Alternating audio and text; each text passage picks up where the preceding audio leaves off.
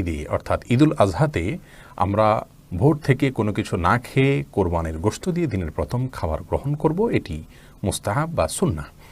কিন্তু এটি না করলে যে কোনো গুনাহ হয়ে যাবে এমন নয়। কেউ যদি ডায়াবেটিসের রোগী হন অথবা অন্য কোনো কারণে তার খেতে হয়, তিনি খেতে পারেন।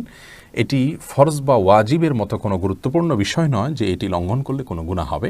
তবে সাধ্য অনুযায়ী এটি রক্ষা করা ভালো। ঈদুল ফিতরে কোনো কিছু খেয়ে, খেজুর ইত্যাদি খেয়ে তারপর ঈদগাহে যাওয়া সুন্নত, কিন্তু ঈদুল আজহাতে সেটি নয়, বরং অপেক্ষা করব কোরবানি গোশতের সেটি প্রস্তুত হলে তারপর সেটি দিয়ে আমরা দিনের প্রথম খাবার গ্রহণ করব।